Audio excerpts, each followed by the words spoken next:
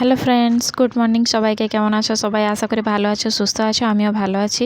তো দেখো, এই যে আজকে রাখি পূর্ণিমার জন্য আমি রাখি বানাতে বসে পড়েছি। তো আজকের ভিডিওটা কিন্তু আমি সকালেই পোস্ট করব, তার জন্য গুড মর্নিং বললাম। তো এই যে দেখো, ফুল নিয়ে আসছিলাম আজকে বেলদা থেকে, মানে এটা শনিবার দিনের ভিডিও।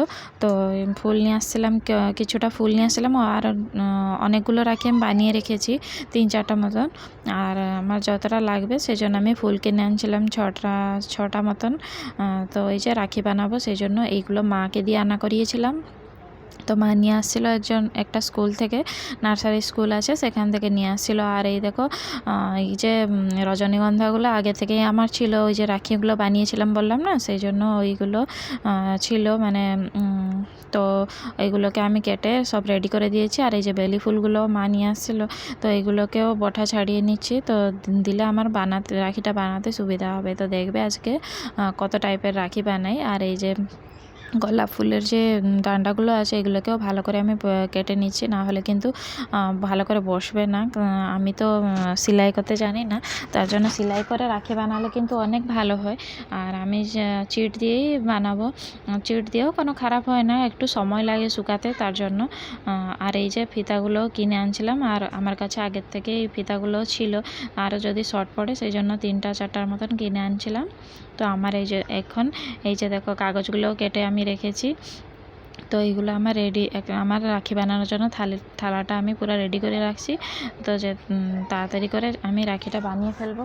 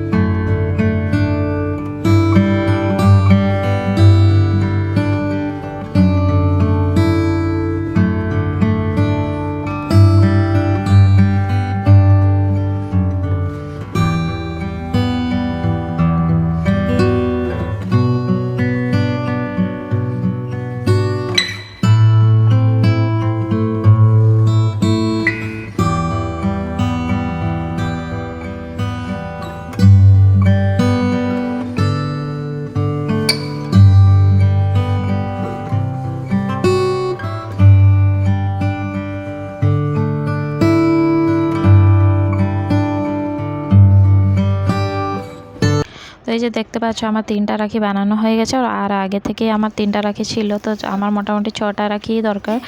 তো মনার 2টা, আমার 4টা। তো এখানে দেখো রাখির দিনের ভিডিও এটা, মানে সকালে, রবিবার দিন সকালে আমার রেনকোট পরে চলে আসছি দুজন। যখন বৃষ্টিটা একটু কম হয়েছিল তখন বেরিয়েছিলাম, আর এখানে পৌঁছেও গেছি। তো এখন এই যে তার পিসিমণি রেডি করে রাখছে, তার পিসিমণি বাঁধবে তার পাপাকে, আর আমার মনা বাঁধবে তার দাদা ভাইকে। তো রাখির থালাটা রেডি হয়ে গেছে, পুজোর থালাটা।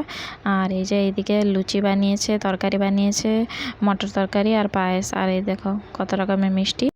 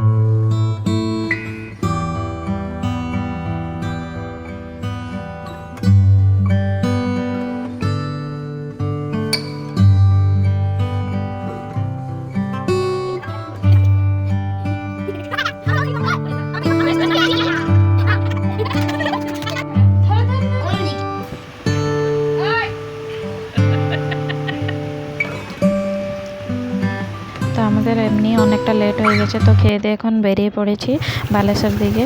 তো এই যে আমরা পৌঁছেও গেছি। তো এখন মনা রাখি বাঁধবে তার দাদাভাইকে। এটা আমার জেঠুর ছেলে, মানে জেঠুর ছেলের ছেলে, তো ওকে রাখি বাঁধবে। তো ওকে দিয়ে একটা একটা মানে বলে দিতে হয়, তারপরে ও করে, এখনও জানে না। তো তার জন্য এই দেখো টুক পরিয়ে দিচ্ছে, একবার ফুল দিয়ে দিচ্ছে, এইভাবেই চলছে ওর।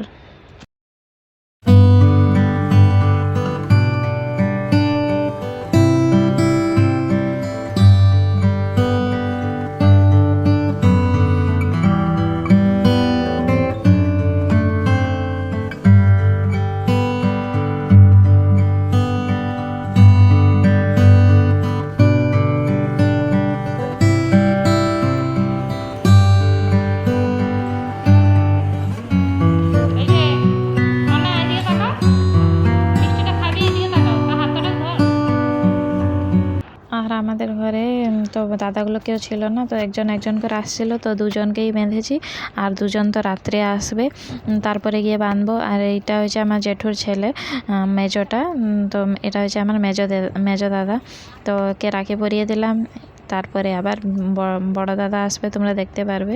আর রাত্রে মানে ওই ছোটো দাদা, আমার দাদা আর জেঠুর ছোট ছেলে, যে এটা হয়েছে আমার বড় দাদা, জেঠুর বড় ছেলে। তো ওকে রাখি পরিয়ে দিলাম। তো সবাই কাজে গেছিলো, সকাল সকাল হলে কি হয়, সবাই ঘরে থাকে, তো রাখি বাঁধাটা হয়ে যায়। কিন্তু এতটা লেট করে আসছি, মানে 3টা 4টা বেজে গেছে তো তখন গিয়ে আমি রাখি বাঁধছি। আর বৃষ্টির জন্য সত্যি কথা বেরাতে পারিনি, ঘর থেকে উঠেছি, মানে কত ভোর থেকে উঠেছি, তো দেখছি বৃষ্টিতে আর কি করে আসবো এতটা রাস্তা, বলো। আমি তো ভাবছিলাম আজকে আসতেই পারবো না, রাখিও বাঁধা হবে না আমার।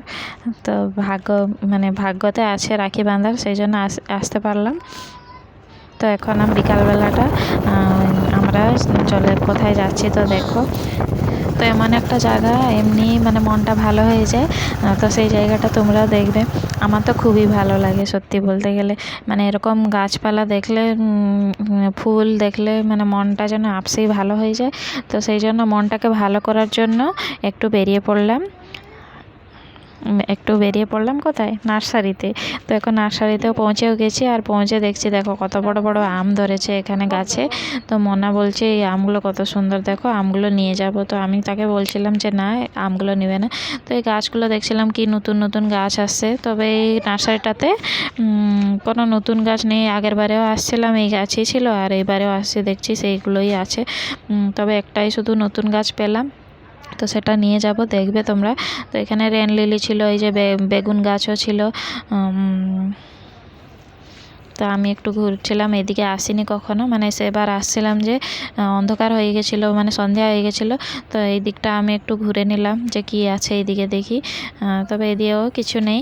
তো এই যে দেখো ইনডোর প্ল্যান্ট এগুলো রাখা হয়, আর আউটডোরও রাখা হয়। আমার তো ইনডোর প্ল্যান্ট নেবার নেই, তবে একটু ঘুরে ঘুরে দেখছিলাম যে কী গাছ আছে। তবে ঘুরতে ঘুরতে একটা জায়গাতে আমার চোখ পড়লো। এটা হয়েছে এই কলা গাছ, আর অনেক সস্তাতেও পাওয়া যাচ্ছিলো, দাম ছিল মাত্র 30 টাকা। তো ওই জন্য একটা নিয়েও ফেললাম। তো আরও দেখছিলাম কি কি ফল গাছ আছে, নেওয়া যায়, তবে আর কিছু ইচ্ছা করলো না নিতে। তো এইটুকু নিয়েই বেরিয়ে পড়লাম। এই যে একটা জবা গাছ নিয়েছি, আর একটা কলা গাছ নিয়েছি, তো ব্যাস। আর ওইখানে দেখতে পারলে তোমরা দোপাটি ফুলের চারাও ফেলেছে, মানে বীজ ফেলেছে, আর গাঁদা ফুলের বীজও ফেলেছিল। তবে এসে করে দেখছি আরেকটা নার্সারি আছে সামনে, তবে ভাবলাম একটু ঘুরে আসি। নার্সারিতে কখনো আসিনি কিন্তু আমি, তো এটা আমার ফার্স্ট টাইম আসলাম। দেখছি অনেকগুলো জবা ফুল আছে, জবা ফুলের কালেকশন আছে, তো একটা দুটা নিয়েও ফেললাম। মানে এত সুন্দর লাগছিল, আমার কাছে ছিল না, তার জন্য নিয়ে গেলাম। আর অনেক রকম ছিল এখানে ফুল গাছ। তো এই যে ফুলটা খুব সুন্দর গন্ধ, ওই সাদা ফুলেরটা। তো এইগুলো এই নার্সারি থেকে মানে আস্তে আস্তে 6টা বেজে গেছিলো, আর এত থকা লাগছিল, মানে টায়ার্ড হয়ে গেছিলাম পুরা, আর ভাল লাগছিল না। তারপরে আমরা চলে আসছিলাম গাছ নিয়ে। এই যে এই 3-4টা গাছ নিয়েছি, জবা গাছ শুধু। তো এগুলো নিয়ে আমরা সকাল সকাল ভোরে 5টার সময় উঠে বাড়ি চলে আসছিলাম। তো বাড়ি এসে কিন্তু খাওয়া দাওয়া করে ঘুমিয়ে গেছিলাম। আর এই আসার পরেই আমি গাছগুলোকে খুলে রেখে দিয়েছি, এইভাবে প্যাকেট করে নিয়ে আসছিলাম। তো দাদা ভাই প্যাকেট করে দিয়েছিল। তো এই যে প্যাকেটগুলোকে খুলে নিলাম, আর এই যে কড়িটাও ভেঙে গেছে আমার। তো দেখেও খুব কষ্ট লাগছিল, এতটা রাস্তা আসছে না, তো একটু তো তার উপরে চাপ পড়েছি, তো সেই জন্য একটু ভেঙে গেছে। তারপর গাছগুলোকে খুলে একটু বাইরে রেখে দিলাম। তো আজকের ব্লগটা আর বেশি বড় করছি না, আজকের ব্লগটা এইটুকুই। তবে দেখা হচ্ছে একটা নেক্সট ব্লগে। ততক্ষণে টাটা, বাই বাই।